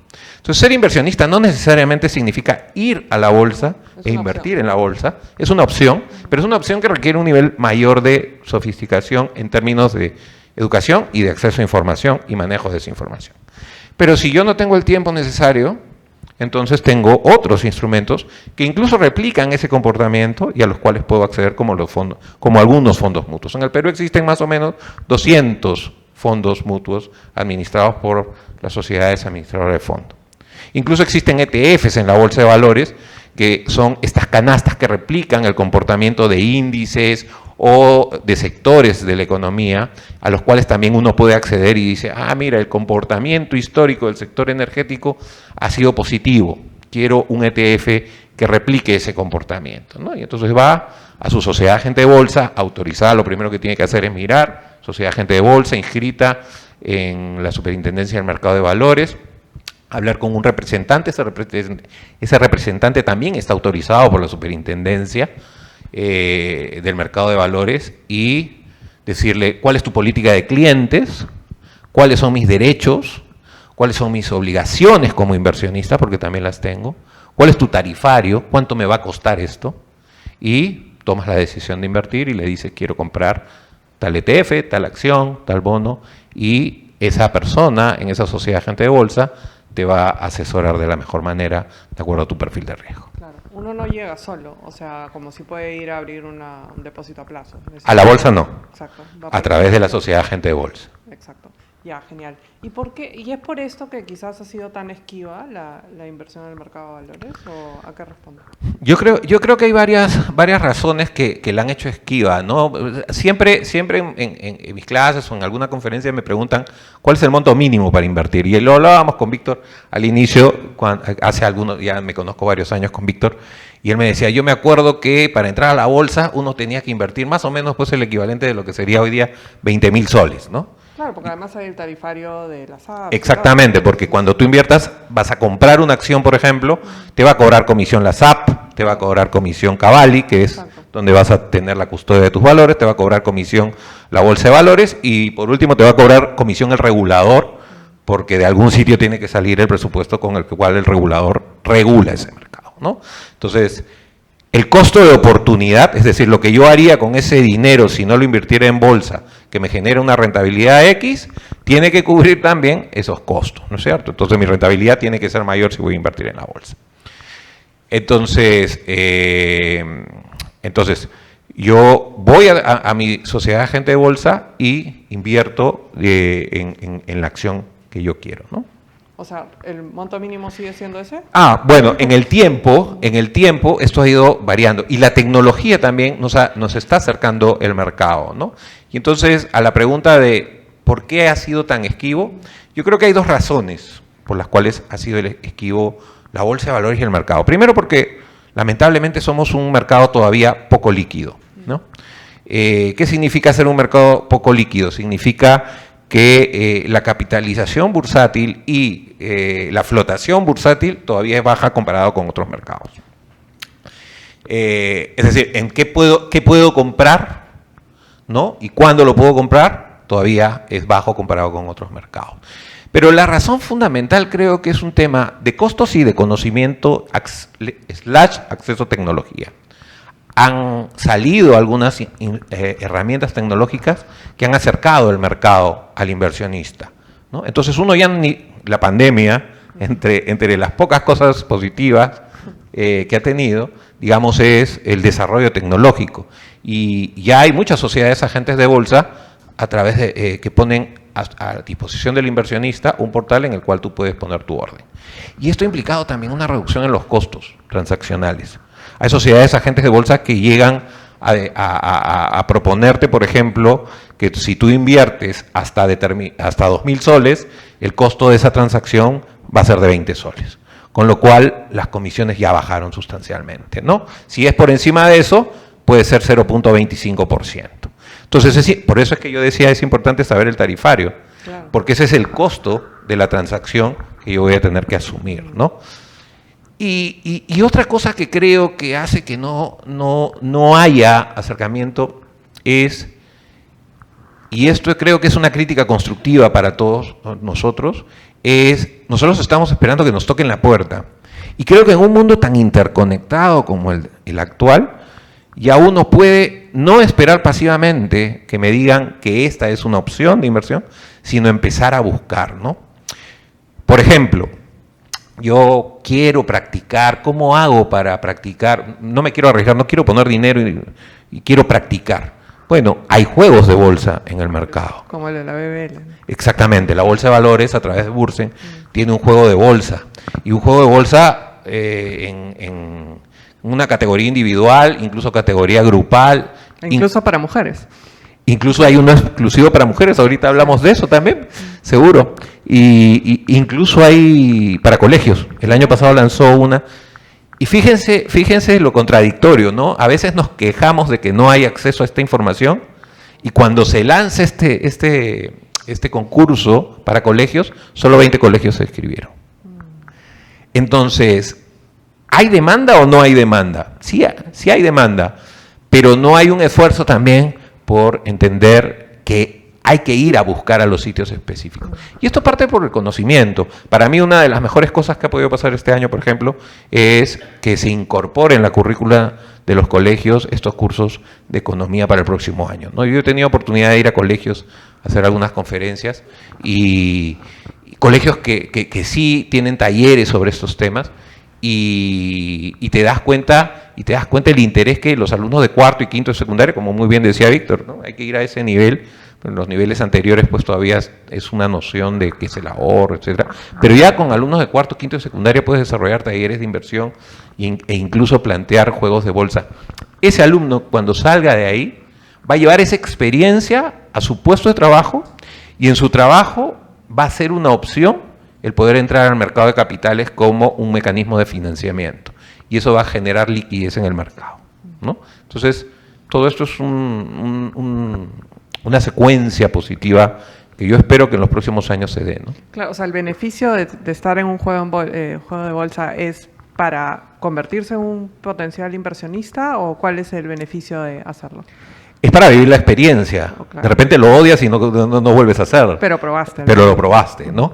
La opción que tienes ante eso es arriesgar algo de tu capital y ver cómo te va. Mejor hacerlo en un Mejor lo haces seguro. En un ambiente controlado, seguro. Y de repente pues te das cuenta que esto no es para ti, ¿no? Yo siempre pongo este ejemplo, a mí me gusta mucho este ejemplo porque, y lo pongo en mis clases, ¿no? Imagínate que tú inviertes en una empresa que exporta cobre, ¿no es cierto? Somos un gran productor de cobre, exporta cobre, y de repente a las 9 de la mañana en China sale el primer ministro de China, el ministro de lo que sea, y dice, las proyecciones de crecimiento del sector construcción en China han caído, ¿no es cierto? ¿Qué va a pasar con el precio de esa acción? Va a caer, ¿no es cierto? ¿Por qué? Porque va a haber menos demanda de cobre chino. ¿Qué harías tú con esa acción? ¿La vendes? ¿Te mantienes con ella? Eso va a depender del momento en que tú te enteres que la proyección cae. Porque si es las 9 de la mañana en China, seguramente tú vas a estar durmiendo. Y cuando te despiertes, ya vas a encontrar pues que el precio de tu acción cayó, ¿no? Entonces ya no vale la pena vender de repente, ¿no? Y ahí tu decisión es, vamos a esperar que se recupere, ¿no? Pero si yo inmediatamente recibo esa información, que la recibe igual todo el mercado, porque una de las características del mercado es que toda la información sea abierta para todos los inversionistas, de repente sí tengo chance de tomar la decisión, oye, vendo esta acción y me compro otra de un sector que yo creo que tiene capacidad de crecer en ese momento, ¿no? Genial. Bueno, entonces ahora vamos a pasar a algunas preguntas del público porque nos gana la hora. Aprovechemos a este experto para saber un poco más sobre este y otros mecanismos de inversión. Buenas noches, mi nombre es Judith Mendoza, soy ingeniera industrial y mi pregunta va básicamente con la regulación, que es lo que mencionaba. Si tu perfil no es la bolsa, en el mercado actual existen los fondos de inversión privadas a través de la SAF, pero la SAF es regulada, pero no todos sus fondos son regulados, ni tampoco son registrados. Entonces, ¿qué diferencias deberíamos verificar en ese sentido entre uno regulado, uno registrado y uno privado? Es una buena pregunta. Si tú vas a una sociedad administradora de fondos, una sociedad administradora de fondos de inversión, y esa sociedad administradora de fondos de inversión tiene fondos de inversión públicos, esos fondos están regulados. Todo lo que sea público es regulado. No podría salir al mercado y ofrecerlo abiertamente si no estuviera bajo el ámbito de protección de la normativa SMB. Normalmente esas emisiones que se hacen y que no cumplen algunas de las reglas del mercado se dan en ambientes privados y para inversionistas institucionales muy sofisticados.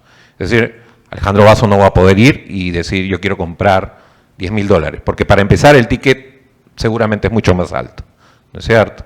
Entonces, ahí creo que podemos tener la tranquilidad de que todo lo que sea público es regulado.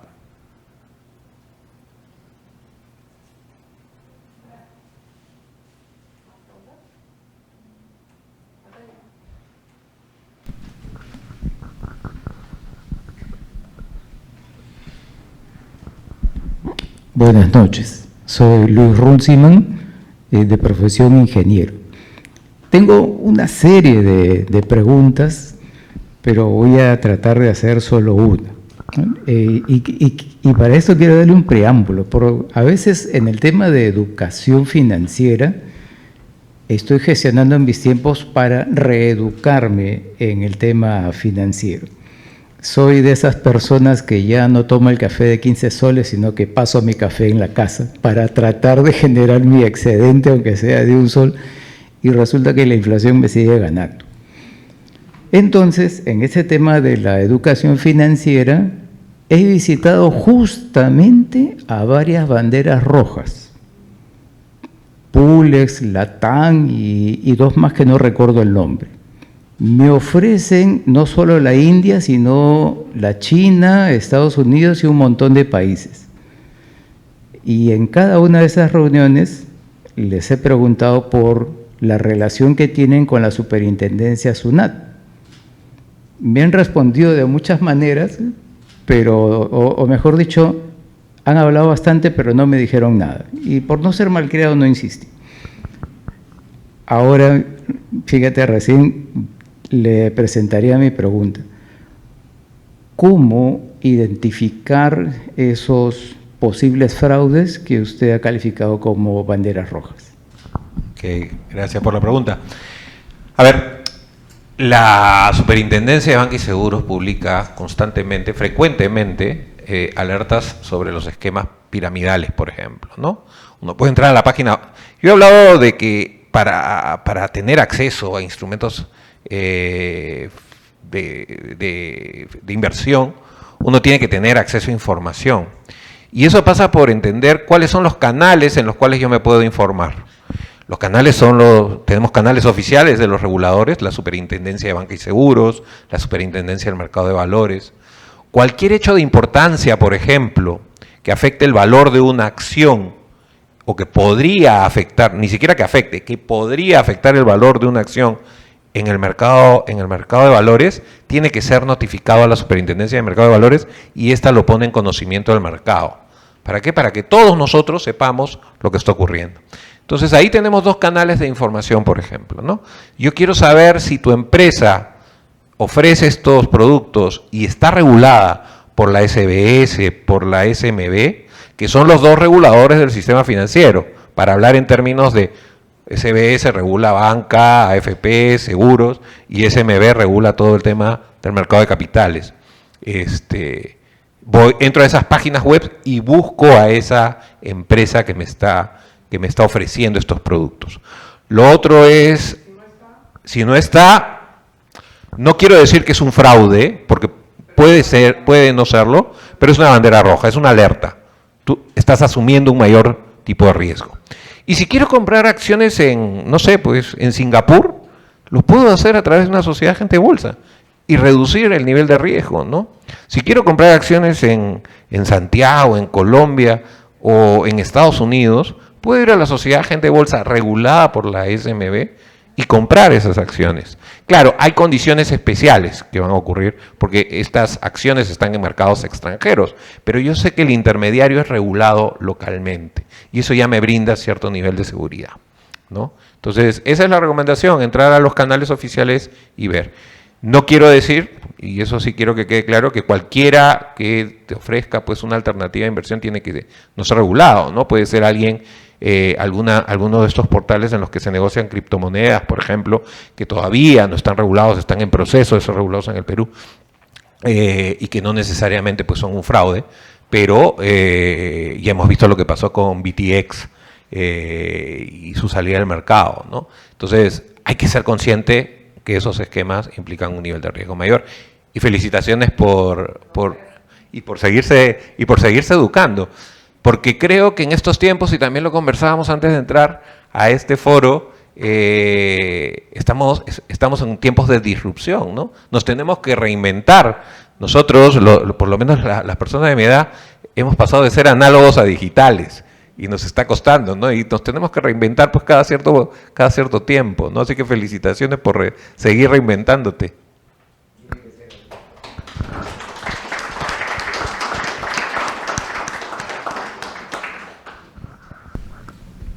Buenas noches, gracias por su disertación.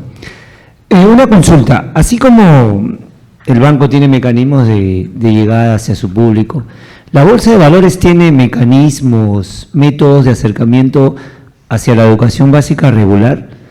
Y si es así, ¿por qué no se convierte en un campo de laboratorio práctico para los estudiantes? Mencionaba a los estudiantes de cuarto o quinto de secundaria, pero también podría ser para los otros chicos de alguna manera. Usted mencionaba unos juegos. Por ejemplo, desde el Monopolio y ahora los juegos virtuales, el Monopolio eso sigue siendo un clásico. ¿Acaso no existe un juego parecido de bolsa de valores, los cuales los niños, mira, tengo un monopolio, pero ligado a la bolsa de valores? Y en esa medida, ¿cómo nosotros como maestros podemos tener una capacitación para que los estudiantes de secundaria salgan y digan, voy a invertir en bolsa, en vez de estudiar en la universidad, por ejemplo? No sé si invertir en la bolsa es una opción a estudiar en la universidad. Empecé diciendo que para mí son dos los temas muy importantes para empezar a invertir en bolsa o empezar a ser un gestor financiero, si quieres, para no hablar solamente de bolsa, sino de gestión financiera. El primero es la educación. Entonces, no sé si invertir en bolsa va a reemplazar ir a la universidad. Conozco personas que sí, pero digamos que son excepciones más que la regla. Y el segundo tema era el acceso a la información, ¿no? Ser una persona que tenga mucha disciplina de ver lo que está pasando en el mercado, porque cualquier cosa que pasa alrededor tuyo puede influir en el valor de tu inversión, y eso tienes que aprender a identificarlo. No lo viste y te afectó. Pero claro, la pregunta sería, existen más de 200 empresas que cotizan en la Bolsa de Valores peruana. Ahora existe la fusión de la Bolsa Santiago, Colombia, Lima, y van a ser como 600 empresas, un poco más de 600 empresas, las que coticen en Nuam Exchange, que es la nueva bolsa que se ha creado. ¿Y cómo puedo analizar tanta información? ¿No es cierto? Si la información llega a cada minuto en todas las redes, no podemos vivir ya sin este aparatito. Entonces ahí yo les voy a dar un tip, y es, busca gente que le paguen por analizar la información. Busca los informes de BBVA, de otras sociedades agentes de bolsa, de los bancos, incluso del exterior, ¿no? Y que ya te hacen análisis sectoriales, incluso te dicen cuáles son sus proyecciones para determinadas acciones. Hablábamos del artículo que ha salido hoy día en Gestión. La proyección de Credit Corp es que el mercado, la bolsa de valores va a crecer 16% el próximo año, y que el cierre de la bolsa este año va a ser mayor al 5%. Ahora, para que se den una idea pues de que esto es volátil y que son solamente proyecciones, la proyección de la bolsa de cuánto que hizo Credit Corp, de cuánto iba a subir la bolsa este año, superaba el 20%. Vamos a llegar al 6%, ¿no es cierto? Pero claro, en el Perú, donde hemos tenido, digamos, un problema de riesgo político tan grande, creo que cerrar con 6% es algo positivo. Sobre el juego de bolsa, existe un juego de bolsa, existen varios en realidad, ¿no? La Bolsa de Valores, a través de su centro de estudios, de URSE, hace un juego de bolsa. Incluso hasta el año pasado lo hacía 2 veces por año. Yo ya no soy parte de URSE, hago esa aclaración, pero este año entiendo que ha sacado un juego de bolsa y el juego de bolsa para mujeres, que voy a aprovechar para decir que el objetivo es tratar de subir la participación de las mujeres, y me alegro que acá aparece mayoría, y me alegro de eso, porque el objetivo de ese juego es justamente subir la participación de las mujeres en el mundo de las finanzas y bursátil, porque nos dimos cuenta que en los juegos de bolsa convencionales, solamente entre el 30 y 35% de los participantes eran mujeres, ¿no? Entonces, existe el juego de bolsa. Es cuestión de simplemente entrar a la página web de la Bolsa de Valores, buscar las opciones, llamar por teléfono a la Bolsa de Valores y decirle, oiga, quiero visitarlos, quiero que alguien me dé una charla, quiero que alguien venga al colegio y me dé una charla, y seguramente lo harán. Y si no lo hace la Bolsa, porque también hay recursos limitados, imagínense, la Bolsa es una empresa privada y seguramente no podrá ir a todos los colegios, está el regulador, la Superintendencia del Mercado de Valores. Seguramente ninguno de ustedes sabe, no tienen por qué saberlo, pero hace unos años la Superintendencia del Mercado de Valores editó unas historietas sobre el mercado de valores, ¿no? Y yo me acuerdo que antes de la pandemia viajé con gente de la superintendencia a colegios en el interior del país y llevaban estas historietas y las repartían. Y era la manera como con historietas se educaban a los muchachos de cuarto y quinto de secundaria. Y nos enfocamos en esos porque ya tienen, digamos, la capacidad para entenderlo. Y sé que esas historietas uno puede acceder a ellas a través de la página web de la Superintendencia del Mercado de Valores. Entonces, no esperemos que la información necesariamente llegue donde nosotros estamos. Creo que hay mecanismos, y para eso sirven estos eventos, para resaltar, hacer los highlights de a dónde puedo ir a buscar esta información, ¿no es cierto? Y estos eventos contribuyen a eso, porque tampoco pues es que voy a adivinar dónde ir. Entonces, a través de estos eventos nosotros le damos esa información, el resto depende de nosotros. ¿Tenemos tiempo quizá para una pregunta más? No sé, señor, si quiere aprovechar para hacer su lista de preguntas. Aproveche. ¿Es ahora o nunca? Sí.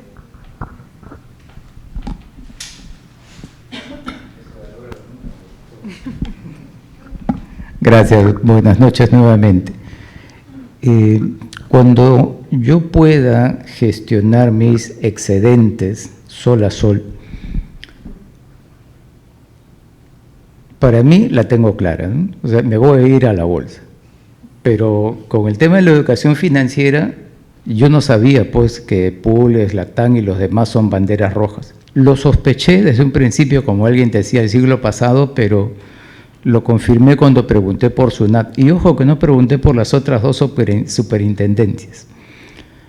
¿Cuál es el mínimo que podría sugerir o estimar para gente que regresa o prácticamente un reinicio, por ejemplo, en renta fija o en esos nuevos productos que usted ha descrito que imitan, similan a determinado sector?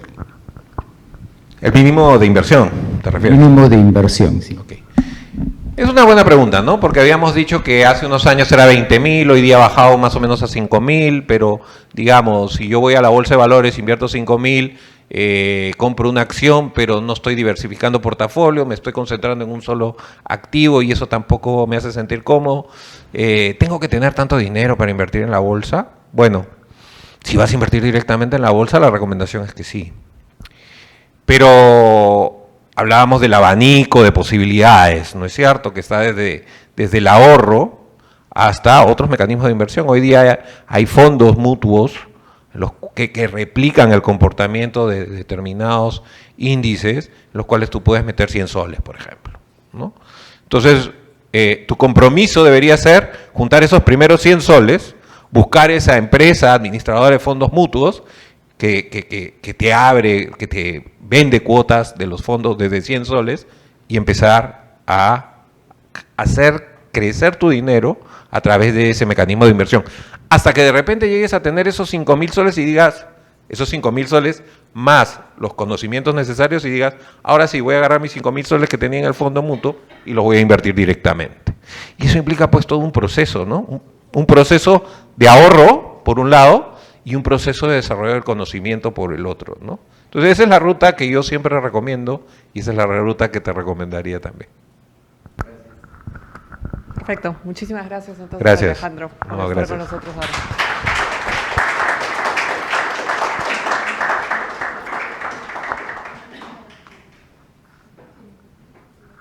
Muchas gracias entonces a nuestros ponentes y al público por haber asistido a esta primera sesión. Los esperamos mañana y pasado para continuar con charlas de emprendimiento y de ciberseguridad.